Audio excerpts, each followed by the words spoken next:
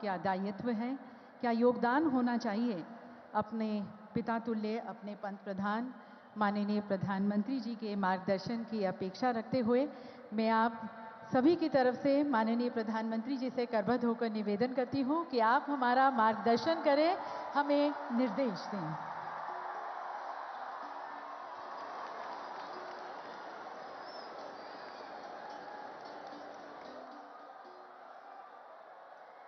भारत माता की, भारत माता की, भारत माता की। महाराष्ट्र के लोकप्रिय मुख्यमंत्री एकनाथ शिंदे जी, केंद्रीय मंत्रिमंडल के मेरे साथी अनुराग ठाकुर, भारती पवार, निशित प्रामाणिक, महाराष्ट्र के डिप्टी सीएम देवेंद्र फडणवीस, अजित पवार जी, सरकार के अन्य मंत्रीगण, अन्य महानुभाव और मेरे युवा साथियों, आज का ये दिन भारत की युवा शक्ति का दिन है। ये दिन उस महापुरुष को समर्पित है जिसने गुलामी के कालखंड में भारत को नई ऊर्जा से भर दिया था। ये मेरा सौभाग्य है कि स्वामी विवेकानंद की जयंती पर मैं आप सब नौजवानों के बीच नासिक में हूं। मैं आप सभी को राष्ट्रीय युवा दिवस की शुभकामनाएं देता हूं। आज ही भारत की नारी शक्ति की प्रतीक राजमाता जिजाऊ मां साहब की भी जन्म जयंती है। राजमाता जिजाऊ माँसाहेब यांच्या जयंतीदिनी त्यांना वंदन करण्यासाठी मला महाराष्ट्राच्या वीरभूमीत येण्याची संधी मिळाली, याचा मला अतिशय आनंद आहे। मी त्यांना कोटी कोटी वंदन करतो। साथियों, ये केवल एक संयोग नहीं है कि भारत की अनेक महान विभूतियों का संबंध महाराष्ट्र की धरती से रहा है। ये इस पुण्य भूमि का, इस वीर भूमि का और इस तपोभूमि का प्रभाव है। इस धरती पर राजमाता जिजाऊ मां साहब जैसी मातृशक्ति ने छत्रपति शिवाजी महाराज जैसे महानायक को गढ़ा।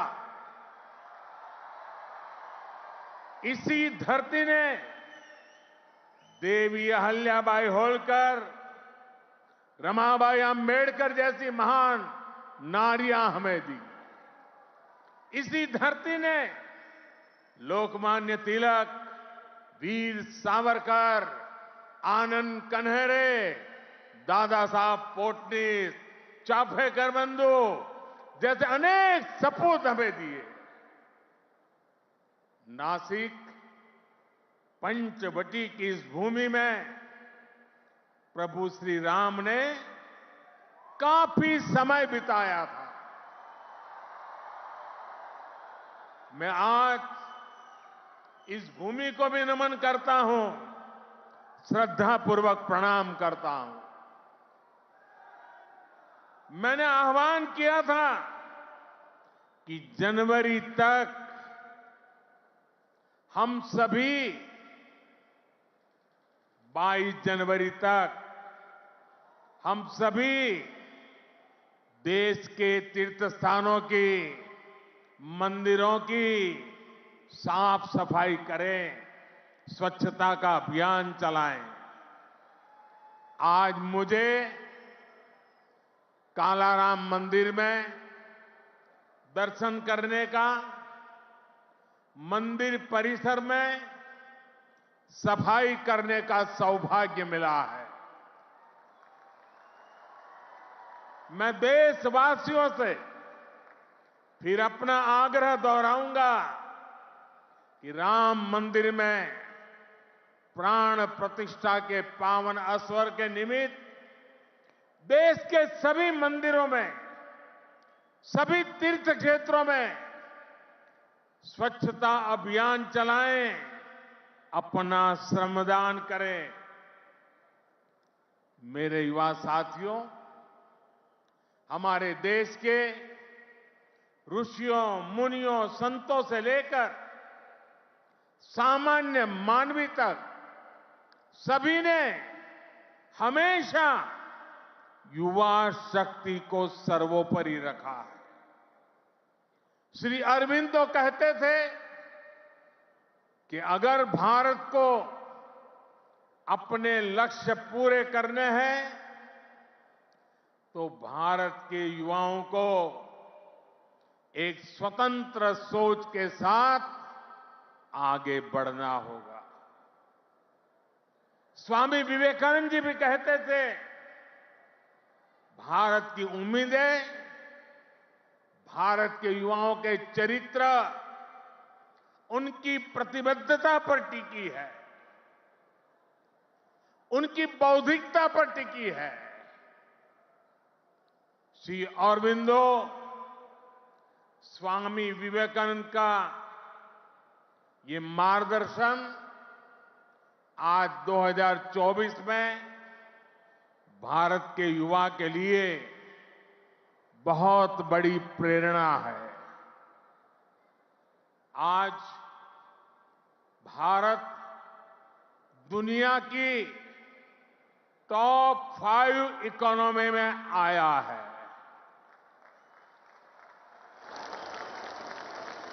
तो इसके पीछे भारत के युवाओं की ताकत है।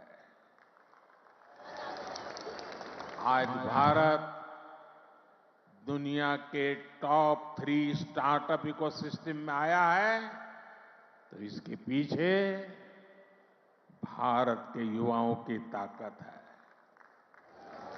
आज भारत एक से बढ़कर एक इनोवेशन कर रहा है। आज भारत रिकॉर्ड पेटेंट फाइल कर रहा है। आज भारत दुनिया का बड़ा मैन्युफैक्चरिंग हब बन रहा है। तो इसका आधार भारत के युवा है, भारत के युवाओं का सामर्थ्य है। साथियों, समय हर किसी को अपने जीवन काल में एक सुनहरा मौका जरूर देता है। भारत के युवाओं के लिए समय का वो सुनहरा मौका अभी है। अमृत काल का ये कालखंड है। आज आपके पास मौका है इतिहास बनाने का, इतिहास में अपना नाम दर्ज कराने का। आप याद करिए, आज भी हम सर एम विश्वेश्वरैया की याद में इंजीनियर्स डे मनाते हैं। उन्होंने 19वीं और 12वीं शताब्दी में अपना जो इंजीनियरिंग कौशल दिखाया, उसका आज भी मुकाबला मुश्किल है। आज भी हम मेजर ध्यानचंद को याद करते हैं। उन्होंने हॉकी की स्टिक से जो जादू दिखाया, वो आज तक लोग भूल नहीं पाए हैं। आज भी हम भगत सिंह, चंद्रशेखर आजाद, बटुकेश्वर दत्त जैसे अनगिनत क्रांतिकारियों को याद करते हैं।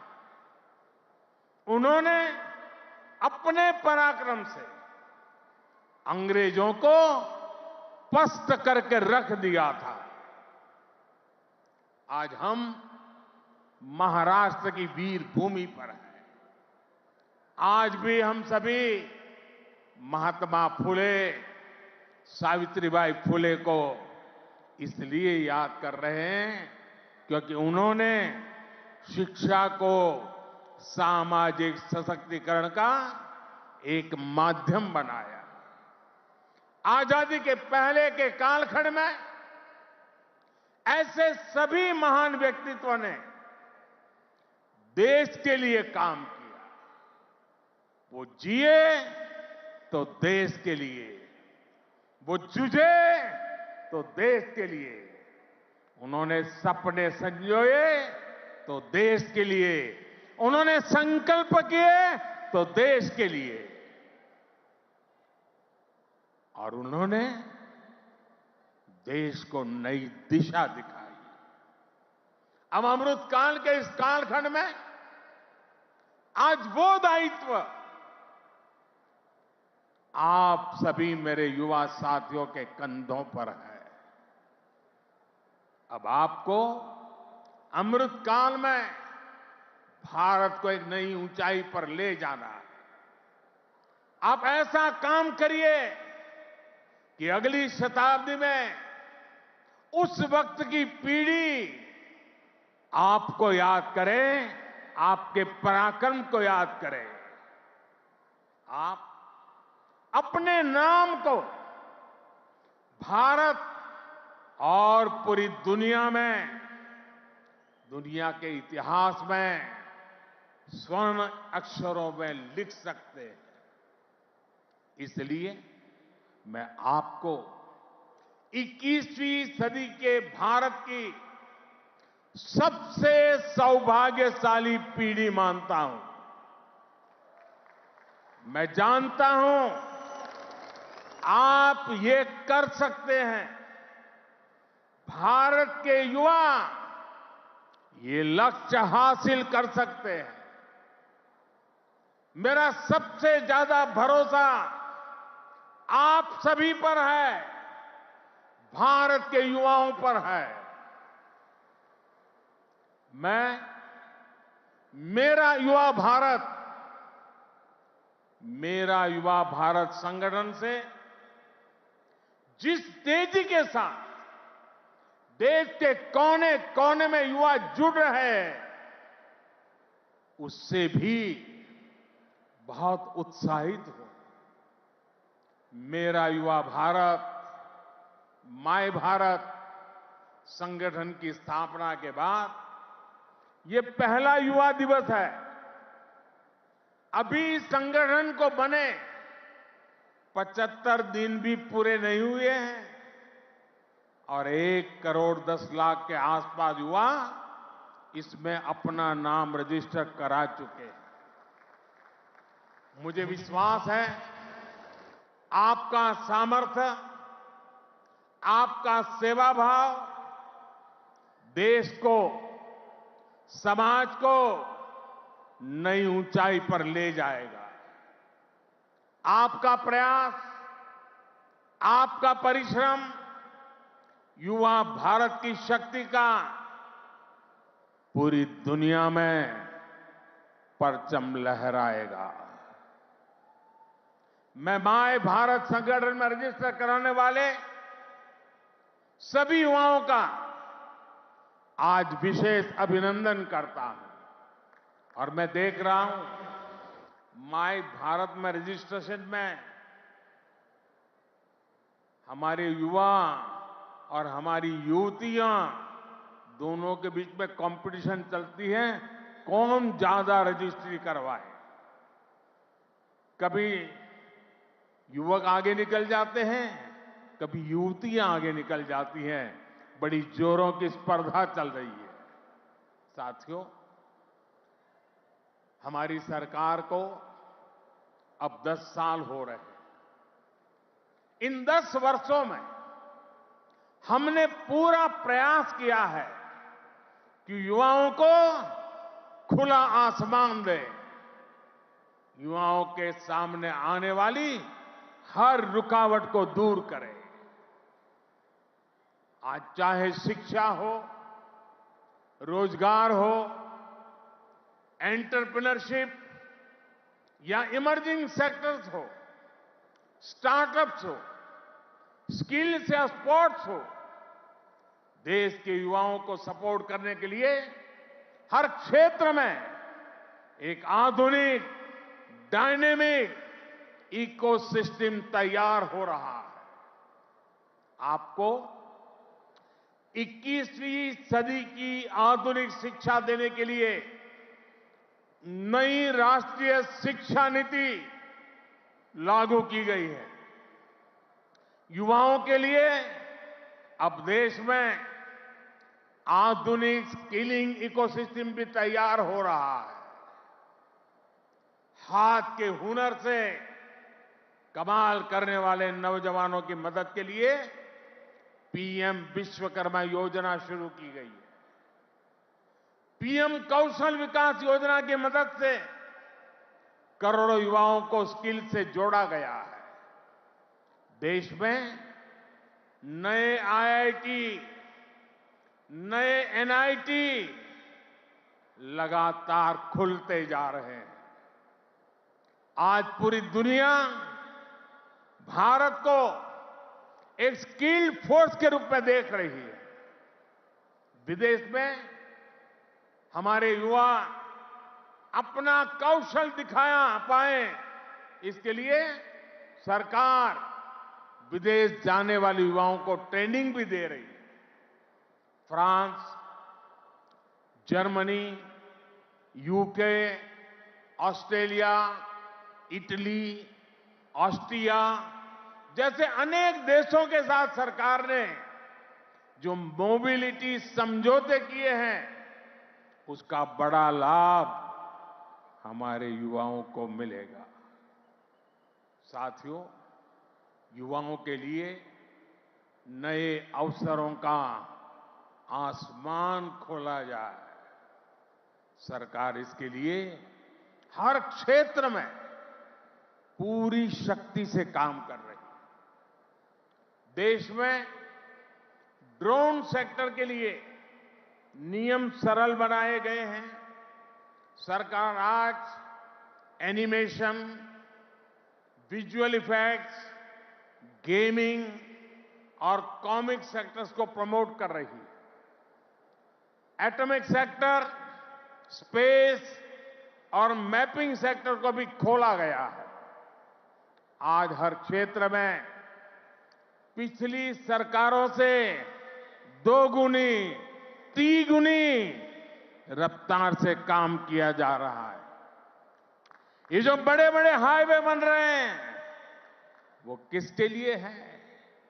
आपके लिए, भारत के युवाओं के लिए। ये जो नई नई वंदे भारत ट्रेनें चल रही है, वो किसकी सहूलियत के लिए? आपके लिए, भारत के युवाओं के लिए। हमारे लोग विदेश जाते थे, वहां के पोर्ट, वहां के एयरपोर्ट देखकर सोचते थे कि भारत में ऐसा कब होगा। आज भारत के एयरपोर्ट्स दुनिया के बड़े से बड़े एयरपोर्ट का मुकाबला कर रहे हैं। कोरोना के समय आपने देखा है, विदेशों में वैक्सीन के सर्टिफिकेट के नाम पर कागज थमाया जाता। ये भारत है जिसने हर भारतवासी को वैक्सीन लगाने के बाद डिजिटल सर्टिफिकेट दिया। आज दुनिया के कितने ही बड़े देश हैं जहां पर लोग मोबाइल डेटा इस्तेमाल करने से पहले 100 बार सोचते हैं, वहीं आप भारत के युवा हैं जो इतना सस्ता मोबाइल डेटा इस्तेमाल कर रहे हैं कि दुनिया के लोगों के लिए अजूबा है, कल्पना से परे है। साथियों, आज देश का मिजाज भी युवा है और देश का अंदाज भी युवा है, और जो युवा होता है वो पीछे नहीं छोड़ता, पीछे नहीं चलता, वो स्वयं लीड करता है। इसलिए आज टेक्नोलॉजी की फील्ड में भी भारत फ्रंट से लीड कर रहा है। चंद्रयान और आदित्य L1 उसकी सफलता हमारी आंखों के सामने है। Made in India INS Vikrant जब समंदर की लहरों से टकराता है तो हम सभी का सीना चौड़ा हो जाता है। जब लाल किले से मेड इन इंडिया तोप गरजती है तो देश में एक नई चेतना जग जाती है। जब भारत में बना फाइटर प्लेन तेजस आसमान की ऊंचाई नापता है तो हम गर्व से भर जाते हैं। आज भारत में बड़े बड़े मॉल से लेकर छोटी छोटी दुकान तक हर तरफ UPI का इस्तेमाल हो रहा है और दुनिया हैरान है।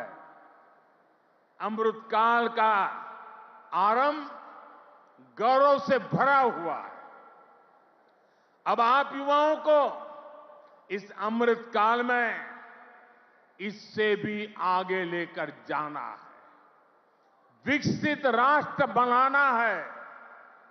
साथियों, आपके लिए ये समय सपनों को विस्तार देने का समय है। अब हमें केवल समस्याओं के समाधान नहीं खोजने हैं, हमें केवल चुनौतियों पर विजय नहीं पानी है, हमें खुद अपने लिए नए चैलेंजेस तय करने होंगे।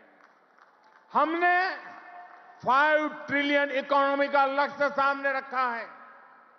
हमें दुनिया की तीसरी सबसे बड़ी अर्थव्यवस्था बनना है। हमें आत्मनिर्भर भारत अभियान के सपने को सिद्धि देनी है। हमें सर्विसेज और IT सेक्टर की तरह भारत को विश्व का मैन्युफैक्चरिंग हब भी बनाना है। इन आकांक्षाओं के साथ साथ भविष्य के प्रति हमारी जिम्मेदारियां भी है। जलवायु परिवर्तन की चुनौती हो, प्राकृतिक खेती को बढ़ावा देना हो, हमें लक्ष्य बनाकर तय समय में इन्हें प्राप्त करना है। साथियों, अमृतकाल की आज की युवा पीढ़ी पर मेरे विश्वास की एक और वजह है, और वो खास वजह है। इस कालखंड में देश में वो युवा पीढ़ी तैयार हो रही है जो गुलामी के दबाव और प्रभाव से पूरी तरह मुक्त है। इस पीढ़ी का युवा खुलकर कह रहा है, विकास भी और विरासत भी। ये लोग आयुर्वेद तो हमारे देश में योग हो या आयुर्वेद हो, हमेशा भारत के लिए एक पहचान के रूप में रहा है। लेकिन आजादी के बाद इन्हें ऐसे ही भुला दिया गया। आज दुनिया इन्हें स्वीकार कर रही है। आज भारत का युवा योग आयुर्वेद का ब्रांड एम्बेसडर बन रहा है। साथियों, आप अपने दादा दादी, अपने नाना नानी से पूछिएगा, वो आपको बताएंगे कि उनके दौर में रसोई में बाजरे की रोटी, कोदो, कुटकी, रागी, ज्वार यही तो हुआ करता था। लेकिन गुलामी की मानसिकता में इस अन्न को गरीबी के साथ जोड़ दिया गया, इन्हें रसोई से बाहर कर दिया गया। आज यही अन्न मिलेट्स के रूप में, सुपर फूड के रूप में वापस रसोई में पहुंच रहे हैं। सरकार ने इन मिलेट्स को, मोटे अनाज को श्री अन्न की नई पहचान दी है। अब आपको इन श्री अन्न का ब्रांड एम्बेसडर बनना है। श्री अन्न से आपकी सेहत भी सुधरेगी और देश के छोटे किसानों का भी भला होगा। साथियों, आखिर में एक बात राजनीति के माध्यम से देश की सेवा की भी करूंगा। मैं जब भी ग्लोबल लीडर्स या इनोवेटर से मिलता हूं तो इनमें मुझे एक अद्भुत आशा दिखती है। इस आशा की, इस आकांक्षा की एक वजह है डेमोक्रेसी, लोकतंत्र। भारत मदर ऑफ डेमोक्रेसी है, लोकतंत्र की जननी है। लोकतंत्र में युवाओं की भागीदारी जितनी अधिक होगी, राष्ट्र का भविष्य उतना ही बेहतर होगा। इस भागीदारी के कई तरीके हैं। अगर आप सक्रिय राजनीति में आते हैं तो आप परिवारवाद की राजनीति के प्रभाव को उतना ही कम करेंगे। आप जानते हैं कि परिवारवाद की राजनीति ने देश का कितना नुकसान किया है। लोकतंत्र में भागीदारी का एक और महत्वपूर्ण तरीका है कि आप अपनी राय वोट के जरिए जाहिर करें। आप में से बहुत से लोग ऐसे होंगे जो इस बार जीवन में पहली बार वोट डालेंगे। फर्स्ट टाइम वोटर्स हमारे लोकतंत्र में नई ऊर्जा और शक्ति ला सकते हैं। इसलिए वोट करने के लिए आपका नाम लिस्ट में आए, इसके लिए जल्दी से जल्दी सारी प्रक्रिया पूरी कर लीजिए। आपके पॉलिटिकल व्यूज से ज्यादा जरूरी है कि आप देश के भविष्य के लिए अपना वोट डालते हैं, अपनी भागीदारी कराते हैं। साथियों, अगले 25 वर्षों का ये अमृतकाल आपके लिए कर्तव्य काल भी है। जब आप अपने कर्तव्यों को सर्वोपरि रखेंगे तो समाज भी आगे बढ़ेगा, देश भी आगे बढ़ेगा। इसलिए आपको कुछ सूत्र याद रखने होंगे। जितना हो सके आप लोकल को, स्थानीय प्रोडक्ट को प्रमोट करिए। मेड इन इंडिया प्रोडक्ट का ही इस्तेमाल करिए। किसी भी तरह की ड्रग्स और नशे की लत से बिल्कुल दूर रहिए। इन्हें अपने जीवन से दूर रखिए। और माताओं, बहनों, बेटियों के नाम अपशब्दों का, गालियों का इस्तेमाल करने का जो चलन है, उसके खिलाफ आवाज उठाइए, इसे बंद करवाइए। मैंने लाल किले से भी इसका आग्रह किया था, आज फिर से दोहरा रहा। साथियों, मुझे विश्वास है आप सब, हमारे देश का एक एक युवा अपने हर दायित्व को पूरी निष्ठा और सामर्थ्य से पूरा करेगा। सशक्त, समर्थ और सक्षम भारत के स्वप्न की सिद्धि को जो दीप हमने जलाया है, वो इसी अमृतकाल में अमर ज्योति बनकर विश्व को प्रदीप्त करेगा। इसी संकल्प के साथ आप सभी का बहुत बहुत धन्यवाद। भारत माता की दोनों मुट्ठी बंद करके पूरी ताकत से आप जिस राज्य से आए हैं वहां तक आपकी आवाज पहुंचनी चाहिए। भारत माता की, भारत माता की, भारत माता की, भारत माता की। वंदे वंदे वंदे वंदे वंदे वंदे वंदे वंदे वंदे। धन्यवाद। बहुत बहुत धन्यवाद माननीय प्रधानमंत्री जी। आपका एक एक शब्द हम सभी के लिए प्रेरणा का स्रोत है, जो हमें अपने राष्ट्र के लिए एक उज्जवल और अधिक प्रगतिशील भविष्य की